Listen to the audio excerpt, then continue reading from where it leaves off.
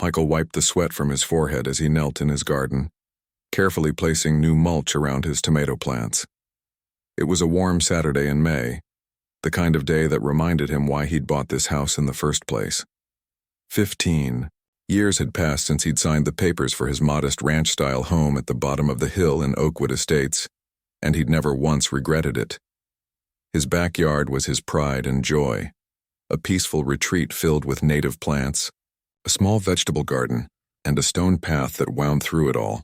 The space backed up to a natural creek that bubbled pleasantly after rainfalls, carrying water away from the neighborhood in the exact way nature intended. "Looking good, Mike," called his neighbor Tom, waving from the fence line they shared. "Those tomatoes are going to be amazing this year." Michael grinned and stood up, brushing dirt from his knees. "If the deer don't get them first, want to come over for a beer later? I just put some in the cooler." This was life in Oakwood Estates, at least until 3 years ago. That was when the Henderson place at the top of the hill sold, and Vanessa Richardson moved in. Everyone in the neighborhood remembered the day the moving trucks arrived, 3 of them to be exact, followed by a team of landscapers who immediately tore out all the old growth trees and replaced them with perfectly symmetrical rows of non-native ornamentals that required constant watering. The Henderson home had always been the largest in the neighborhood, a sprawling 2-story colonial that stood out even before the Richardsons bought it. But within 6 months, it had transformed into something that looked more like a small hotel than a family home, with columns, a circular driveway, and a fountain that ran day and night. "Did you see what she's done now?" Tom had whispered to Michael at the mailboxes one afternoon. "Security cameras pointed at the street, feels like we're all being watched." Michael had simply shrugged. He tried to give everyone the benefit of the doubt and mostly kept to himself. But avoiding Vanessa Richardson proved impossible after she became president of the Homeowners Association just 4 months after moving in. The previous HOA board had been relaxed. They existed mainly to plan the annual block party and ensure no one painted their house neon green. Under Vanessa's leadership, however, residents began finding violation notices taped to their doors for offenses like visible garden hose and unapproved mailbox design. "It's ridiculous," huffed Mrs. Chen, who had lived in Oakwood even longer than Michael. She waved a pink slip of paper in his face. "She says my bird feeder is attracting vermin. It's been hanging in that same spot for 12 years. Michael listened sympathetically but stayed out of the fray. His property was always well maintained, and he figured if he didn't cause trouble, Vanessa would leave him alone. That strategy worked until the day he noticed Vanessa standing at the edge of her enormous backyard, pointing and giving directions to a man with a clipboard and hard hat. Michael wouldn't have paid much attention, except the man kept shaking his head as if disagreeing with whatever she wanted. "I don't care what the plans say." Vanessa's voice carried down the hill, sharp as broken glass. "I'm not having that ugly drainage system visible from my patio. Put it over there behind those bushes." The man gestured toward Michael's property downhill. "Ma'am, the water has to flow somewhere. If we redirect it there, then that's not my problem, is it?" Vanessa cut him off. "I'm paying you to solve problems, not create them." The exchange made Michael uneasy, but he tried to push it from his mind. People did landscaping all the time. Surely professional contractors wouldn't do anything that could cause harm to neighboring properties. 2 weeks later, heavy spring rains hit Oakwood Estates. Michael came home from work to find unusual puddles forming in the back corner of his yard, muddy water collecting in places that had always drained properly before. "That's weird," he muttered, making a mental note to check it again after. The rain stopped, but the puddles didn't disappear. Instead, they grew larger with each rainfall, and Michael began noticing something else, a faint but unpleasant smell when the wind blew just right. After a particularly strong storm, he pulled on rain boots and waded to the saturated corner of his yard. The smell was unmistakable now, and the water had a grayish tint that turned his stomach. This wasn't just rainwater. Something was very wrong. That evening, Michael sat at his kitchen table surrounded by paperwork, the original property surveys, neighborhood drainage plans, and photos he'd taken of the increasingly swampy section of his yard. He opened his laptop and began researching stormwater regulations for their county. The next morning, He took a walk up the hill, casually glancing at properties as he passed. When he reached the Richardson mansion, he slowed down, trying not to be obvious as he examined the edge of their property. What he saw confirmed his suspicions: fresh dirt and new landscaping along the back border, with what looked like recently installed pipes disappearing into the ground. Just then, the Richardsons' massive front door swung open. Vanessa emerged, wearing a tennis outfit and oversized sunglasses, car keys jingling in her manicured hand. "Can I help you with something?" Her voice was honey-sweet, but her posture rigid as a fence post. Michael smiled politely. "Just getting some exercise. Beautiful day." "Yes. Well, the sidewalk is for walking, not for loitering and staring at people's homes." She clicked the fob on her luxury SUV. "I'd hate to have to bring up suspicious behavior at the next HOA meeting." The threat wasn't subtle. Michael nodded and continued his walk, his mind racing. He'd always believed in handling things directly, neighbor to neighbor, but something told him this situation would require a different approach. Later that afternoon, while tending to his increasingly soggy garden, Michael noticed the water had risen again, now threatening his vegetable beds. As he knelt to examine the murky puddle, a splash of something definitely not rainwater hit his hand. He jerked back, wiping it quickly on his jeans. That evening, he called the county environmental office and left a detailed message. Then, he emailed the city's water department with photos attached. As he closed his laptop, thunder rumbled in the distance. Another storm was coming, and Michael had a sinking feeling that his backyard troubles were just beginning. What had started as a few puddles was turning into something much worse, and somehow, he knew the immaculate mansion on the hill was connected to his growing mess below. Michael glanced at his phone, contemplating whether to try reasoning with Vanessa directly. But the memory of her icy stare and thinly veiled threat made him hesitate. Some neighbors you could talk to, and some you couldn't. Vanessa Richardson, with her designer tennis outfits and security cameras, definitely seemed like the latter. Tomorrow, he decided. Tomorrow he would get to the bottom of what was happening to his once beautiful backyard. Little did he know that the puddles of dirty water were just the first sign of a neighborhood disaster that would eventually swallow more than just his garden. The morning after the storm, Michael stepped into his backyard and froze. What had once been a small puddle problem had transformed overnight into something much worse. A quarter of his yard now sat under murky water that gave off a smell so terrible it made his eyes water. "This isn't just rainwater," he muttered, covering his nose with his sleeve. The stench was unmistakable. Raw sewage was mixing with the standing water, creating a health hazard right in his own backyard. He grabbed his phone and took pictures, careful to document the extent of the flooding and the discoloration. Then, he walked the perimeter of his property, trying to pinpoint exactly where the contaminated water was coming from. All signs pointed uphill, toward the Richardson mansion. Inside his house, Michael called the city environmental department again. This time, he didn't leave a message but insisted on speaking with someone directly. "I understand your concerns, sir," said the woman on the other end of the line, her voice tired as if she'd heard similar complaints 1,000 times before. "But we're backed up with calls after the storm. The earliest we can send someone out is next Tuesday." "Next Tuesday?" Michael's voice rose. "Ma'am, I have raw sewage in my backyard. This is a public health issue." The mention of sewage changed her tone immediately. "Did you say sewage? That bumps you up the priority list. We can have someone there tomorrow morning." Michael thanked her and hung up, then stared out his kitchen window at the contaminated mess that had been his garden. The tomato plants he'd so carefully tended were now partially submerged in filthy water. The thought of all that work ruined made his stomach clench. His phone rang. It was Tom from next door. "Hey Mike, are you seeing this? My kid's swing set is sitting in some kind of swamp and it smells like a porta potty exploded." Michael sighed. "Yeah, I've got the same problem. I think it's coming from the Richardsons' place. I've called the city. They're sending someone tomorrow."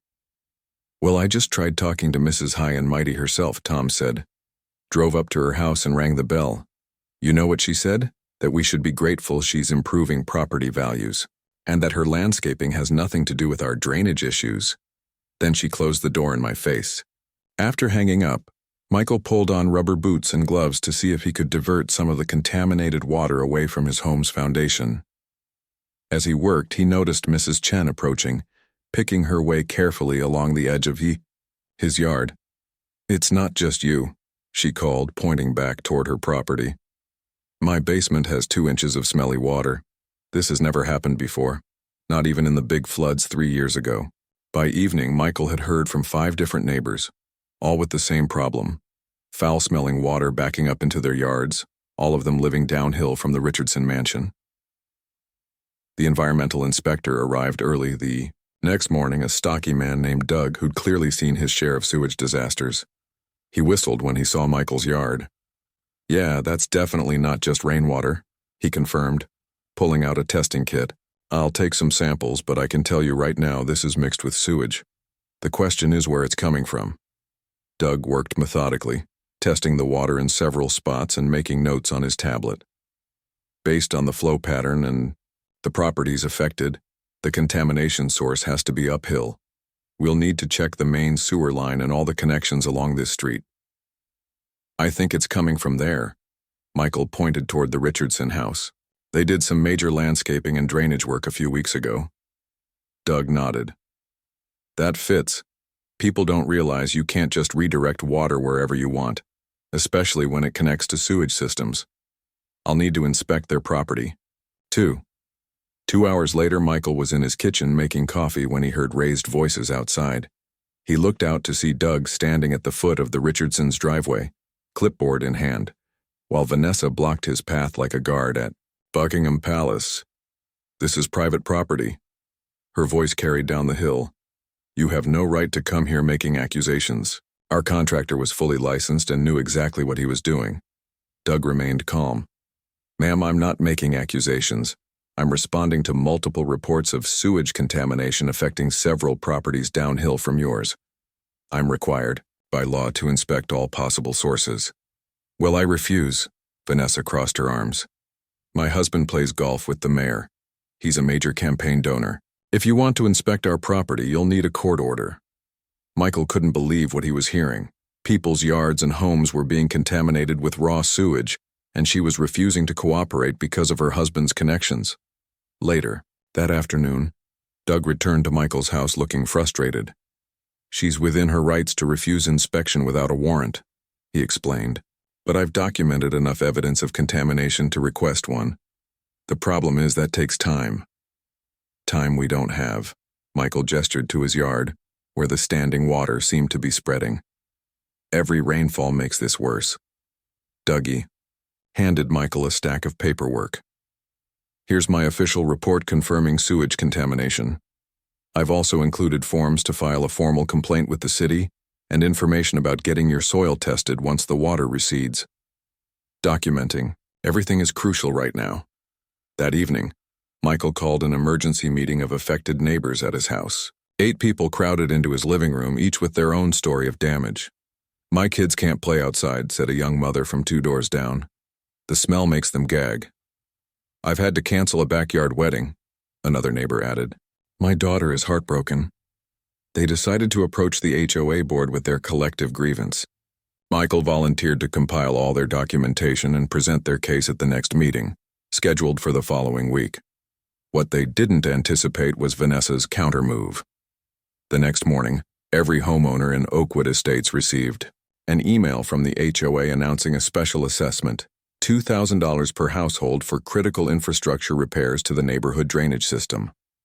"She's trying to make us all pay for the problem she created," Tom fumed when he showed Michael the email. "This is beyond belief." Michael stared at the email, anger building inside him. He'd always been the calm one, the neighbor who avoided conflict. But as he looked out at his ruined garden and thought about the thousands of dollars of damage to his property, something shifted inside him. "She picked the wrong neighborhood to mess with," he said quietly. "And definitely the wrong guy." Little did Vanessa know that Michael wasn't just any homeowner. In his day job, he was an environmental engineer specializing in water systems, and he was about to put those skills to very good use. Michael sat at his dining room table surrounded by papers, photographs, and his laptop. It was nearly midnight, but he couldn't sleep. The stench from his backyard was seeping through the windows despite them being closed, and the knowledge that Vanessa was trying to make everyone pay for her mistake kept his mind racing. He pulled up the county property records website and began searching for the building permits filed for the Richardson property. After 20 minutes of digging, he found what he was looking for. "Gotcha," he whispered, printing the documents. The permit application for the Richardsons' drainage work had indeed been filed, but it was significantly different from what had actually been built. More importantly, there was no permit for any modifications to the sewer connections. The next morning, Michael called his boss at the environmental engineering firm where he'd worked for 12 years. "Hey, Paul, I need to take a few personal days," he explained. "I've got a situation at my house." "Everything okay?" Paul asked. "Not really. Someone up the hill redirected drainage and sewage toward my property. I'm dealing with a contaminated yard and fighting with the HOA about it." Paul's response surprised him. "Actually, this sounds right up our alley. Why don't you bring in some photos and details? The firm might be able to help. We've dealt with similar cases before." By that afternoon, Michael had the backing of his firm. They assigned a junior engineer to help him document the damage and offered the services of their soil testing lab. The firm's lawyer also reviewed his case pro bono, explaining that environmental contamination cases often ended with the responsible party paying significant damages. Armed with professional support, Michael filed a formal complaint with the County Environmental Protection Division. He also submitted an official response to the HOA special assessment, challenging it with engineering evidence. 3 days later, a judge signed the inspection warrant Doug had requested. Michael watched from his driveway as Doug, now accompanied by 2 other inspectors and a police officer, made their way up to the Richardson mansion. This time, Vanessa couldn't refuse them entry. She stood on her porch, arms crossed and face pinched with anger, as the team walked her property line. Their inspection confirmed exactly what Michael had suspected. The Richardsons had hired an unlicensed contractor who had improperly connected several drainage pipes to the main sewer line, creating a serious code violation. The lead inspector handed Vanessa a thick stack of papers. "These are violation notices," he explained, his voice professional but firm. "You'll need to fix these issues within 30 days or face daily fines. There's also an immediate order to cease any water usage that could further contaminate neighboring properties." "This is ridiculous," Vanessa's voice echoed down the hill. "Do you know how much that will cost? We'll have to tear up half the yard." "You should have thought about that before installing illegal connections," the inspector replied, coolly. "The alternative is that we shut off your water completely until it's fixed." Word spread quickly through Oakwood Estates. By evening, neighbors were texting Michael for updates and offering support. "She's finally getting what she deserves," Tom said when he dropped by with a 6-pack of beer. "Although I doubt she'll go down without a fight." Tom was right. The very next day, bright yellow flyers appeared in everyone's mailbox announcing an emergency HOA meeting. The flyer claimed that outdated neighborhood infrastructure was to blame for the unfortunate drainage issues affecting some homes, and that a united community approach was needed. The meeting was scheduled for Friday evening in the community clubhouse. Michael spent the days leading up to it preparing his presentation, gathering statements from affected neighbors, and organizing his evidence. Friday arrived, and the clubhouse was packed. People who normally skipped HOA meetings showed up in force, curious about the drama unfolding in their usually quiet neighborhood. Vanessa opened the meeting standing at the front of the room in a crisp pantsuit, her face a mask of concerned leadership. "Friends and neighbors," she began, her voice dripping with fake sympathy.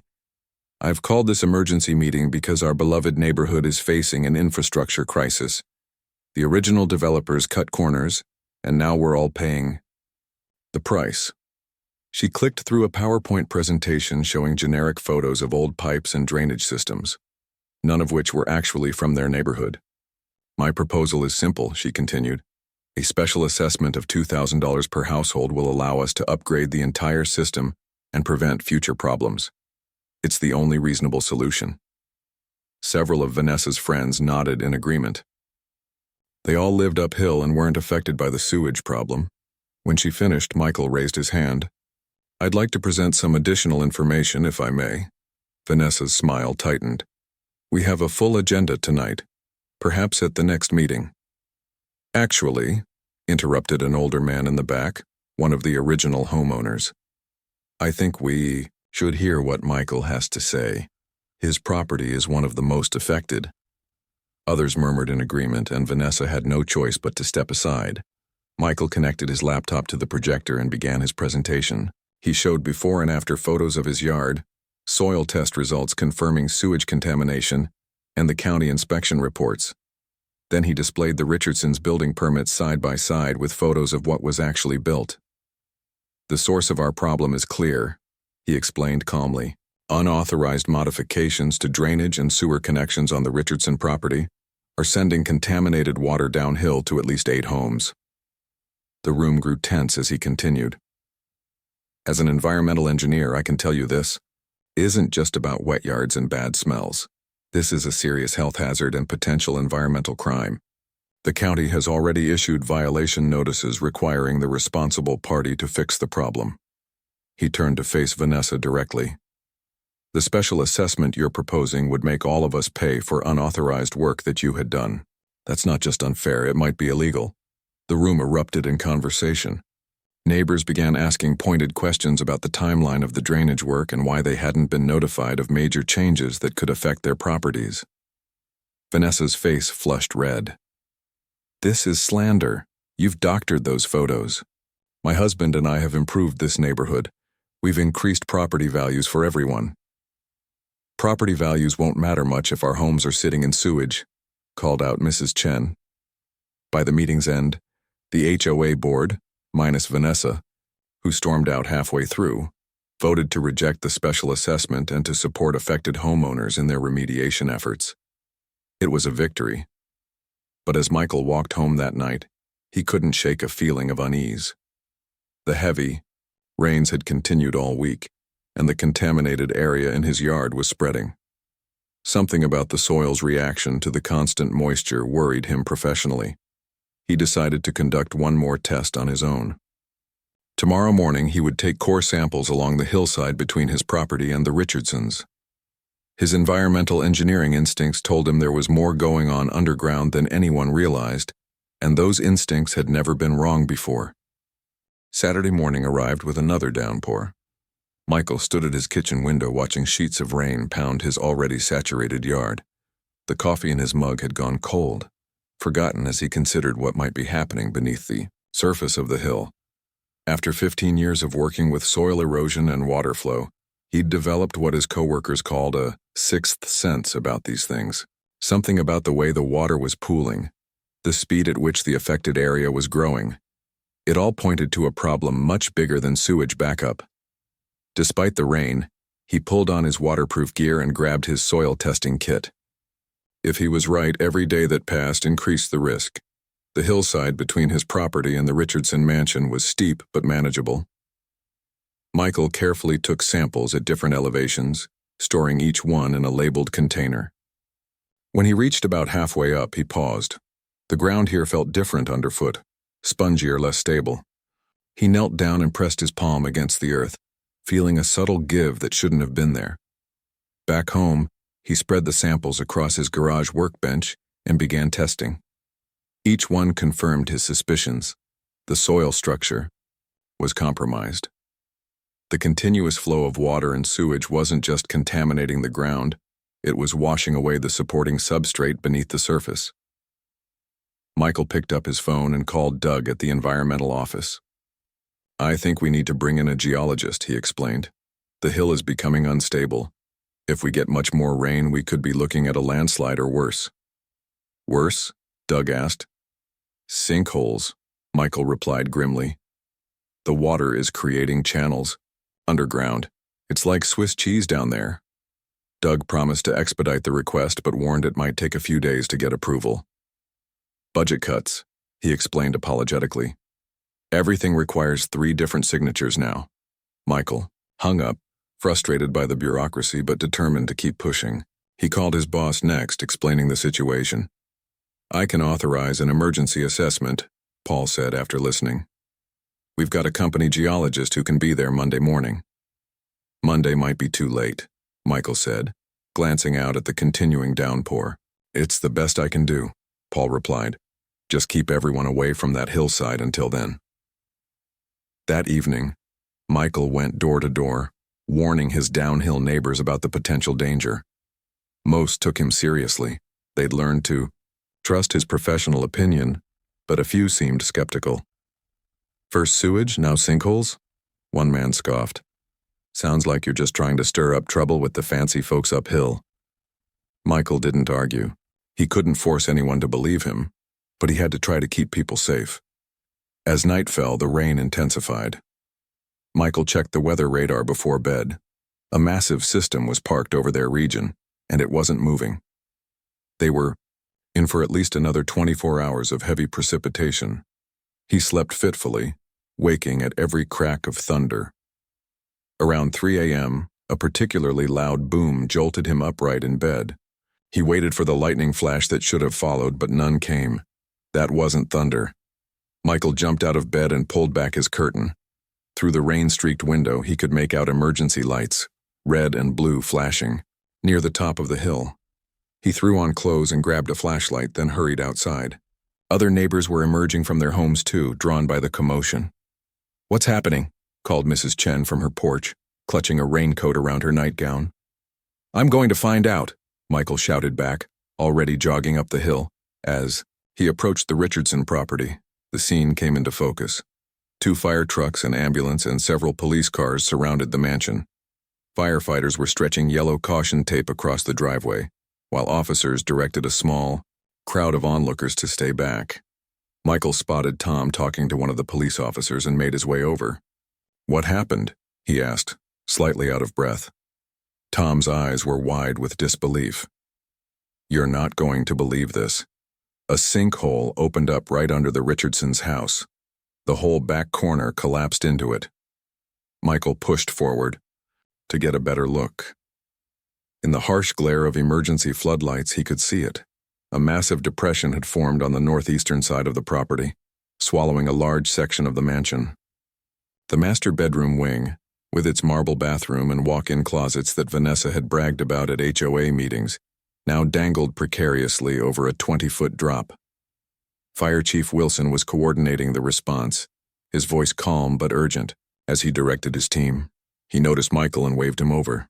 "You're the environmental engineer, right, from down the hill?" Michael nodded. "What can you tell me about this? The homeowner is saying it's some kind of freak accident." Michael explained his concerns about the compromised soil structure, the illegal drainage modifications, and the weeks of sewage saturation. The chief listened intently, then called over to one of his men. "Get the county geologist on the phone. Tell him it's an emergency evacuation situation." As they spoke, a commotion broke out near one of the police cars. Vanessa Richardson, hair disheveled and wearing what appeared to be silk pajamas under a hastily donned raincoat, was gesturing wildly at Michael. "It's him!" she shrieked, pointing a manicured finger. "He did this. He's been complaining about our drainage for weeks. He must have done something to cause this." The police officer beside her looked uncomfortable. "Ma'am, sinkholes aren't something people can just create. He's an engineer. He knows how to do these things." Vanessa's face was contorted with fury and fear. "This is revenge for the HOA meetings." Before the officer could respond, a loud crack echoed through the night. Everyone froze, watching in horrified fascination as another section of the Richardson mansion's foundation gave way, sliding into the expanding hole with a sickening groan of twisting metal and shattering glass. "Everyone back," shouted Chief Wilson. The whole structure could go. As emergency personnel pushed the onlookers farther from the property, a news van pulled up. A reporter and cameraman jumped out, immediately beginning to film the unfolding disaster. The reporter approached Michael, somehow sensing he might know something about the situation. "Sir, can you tell us what's happening here?" Before Michael could answer, the geologist who had just arrived stepped forward. "What's happening is textbook soil erosion and cavity formation due to improper water diversion. he said, his voice carrying clearly in the night air. Someone redirected drainage without proper engineering oversight, and water always wins these battles. The camera swung from the geologist to capture footage of the sinking mansion, then panned to show Vanessa being interviewed by another officer. Even from a distance, her outrage was unmistakable. Her expensive pajamas and designer raincoat a strange contrast to the disaster behind her. Michael stood in the rain, watching as years of environmental engineering experience played out exactly as he'd feared. Nature had rendered its verdict, and no amount of money or HOA power could appeal it. The earth beneath Oakwood Estates was making its final ruling, and it wasn't in Vanessa Richardson's favor. The sunrise revealed the full extent of the disaster at Oakwood Estates. Daylight showed what the darkness had hidden. The Richardson mansion was now officially uninhabitable. The sinkhole had expanded overnight, swallowing nearly a third of the structure and leaving the rest too unstable to salvage. Yellow caution tape surrounded the property, and city officials had posted "Danger No Entry" signs along the perimeter. News vans lined the street as reporters delivered live updates against the backdrop of the partially collapsed home. This serves as a stark reminder of why building codes and proper drainage systems exist, one geologist explained to a morning news reporter. When water is improperly redirected, it finds its own path, often with devastating consequences. Michael watched the coverage from Tom's living room, both men nursing cups of coffee after their sleepless night. The news had interviewed several neighbors, and clips of Vanessa's outraged accusations against Michael had made it into the morning broadcast. "She really thinks you caused this somehow," Tom said, shaking his head in disbelief. Michael sighed. "People often look for someone to blame when something goes wrong. It's harder to accept that your own actions led to the problem." By mid-morning, representatives from the city, county environmental office, and state emergency management agency had arrived to assess the situation. They set up a command center in the community clubhouse and began calling affected residents for interviews. Michael spent 2 hours explaining the timeline of events, from the first appearance of contaminated water in his yard to his soil sample findings. The officials listened attentively, taking detailed notes and asking thoughtful questions. "Your documentation is impressive," said the lead investigator, flipping through Michael's binder of photos, test results, and correspondence. "Most homeowners don't keep such thorough records. My job taught me the importance of documentation," Michael explained. "I've seen too many environmental cases fall apart due to lack of evidence." Outside the clubhouse, the Richardsons were engaged in a heated argument with their insurance adjuster. Even from a distance, it was clear the conversation wasn't going well. "What do you mean it's not covered?" Vanessa's voice carried across the parking lot. "We have premium coverage." The adjuster, a tired-looking man in a rumpled suit, pointed repeatedly at paperwork in his hand. "The policy explicitly excludes damage resulting from unauthorized modifications to structural elements or utility connections. The county inspector confirmed the drainage and sewage connections were modified without proper permits." Later that afternoon, Michael received a call from his boss, Paul.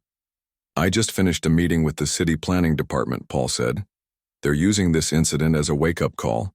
They're implementing new inspection protocols and enforcement procedures to prevent similar situations in the future." Michael felt a small sense of satisfaction knowing that some good might come from this mess. "What about the affected properties? There are at least 8 homes with contaminated yards." "That's the other reason I called," Paul replied. "The city wants to hire our firm to oversee the remediation. Since you live there and have first-hand knowledge of the situation, they're hoping you'll lead the project." The offer surprised Michael. He'd always been content working behind the scenes on his assigned projects, but the chance to help restore his neighborhood, to fix what Vanessa had broken, was too meaningful to pass up. "I'll do it," he said. Over the next few weeks, life in Oakwood Estates began to find a new normal. The Richardsons moved into a luxury hotel while battling their insurance company. Vanessa, once a constant presence at community events, was notably absent. The HOA held an emergency election to replace her as president, in a turn that would have seemed unthinkable months earlier. Michael was nominated and elected by an overwhelming majority. "I never wanted to be on the board, let alone run it," he admitted during his first meeting. "But I think we all learned the hard way what happens when an HOA loses sight of its real purpose, to help neighbors work together for the good of everyone." The remediation project began in earnest as spring gave way to summer. City funds, combined with money from environmental impact grants, covered most of the costs. Professional crews removed contaminated soil, repaired damaged landscaping, and installed properly engineered drainage systems. Michael worked closely with the remediation teams, his expertise ensuring the project proceeded efficiently. In the evenings, he often found neighbors stopping by with questions, concerns, or sometimes just to chat. "You've become quite the community leader," Mrs. Chen told him one evening as she brought over homemade cookies for the workers. "Who would have thought a disaster could bring people together like this?" By fall, most of the affected yards had been restored. Michael's garden, once a swampy mess of sewage and mud, now bloomed again with native plants and vegetables. The creek behind his property ran clear and clean. The Richardson property remained behind caution tape, though the sinkhole had been filled and stabilized. A "for sale" sign appeared one day. The land was being sold as a vacant lot, the mansion deemed too damaged to save.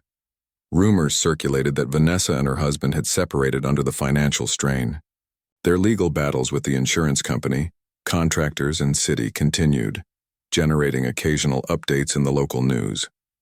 One crisp October afternoon, as Michael was planting bulbs for spring flowers, a luxury SUV slowed in front of his house. He glanced up to see Vanessa behind the wheel, her expression unreadable as she surveyed his restored yard. Their eyes met briefly. Michael gave a small, polite nod, not gloating, not angry, just acknowledging her presence. After a moment, she drove on. Later that week, Michael was in his home office finishing up paperwork when he noticed the framed newspaper article on his wall. It featured a photo of the sinkhole beneath the Richardson mansion with the headline, "Illegal drainage modifications lead to residential disaster." He hadn't framed it to celebrate Vanessa's downfall, but as a reminder of something his grandfather, also an engineer, had taught him long ago. Nature always balances the books. You can borrow against its laws for a while, but sooner or later payment comes due. Below the framed article, Michael had placed a small sign that now served as his guiding principle as HOA president. Good neighbors don't just follow rules, they care about the impact of their actions on others. In Oakwood Estates, that lesson had come at a high price. But as Michael looked out at his thriving garden and the strengthened community around him, he hoped it was a lesson that would last far longer than any mansion built on shaky ground.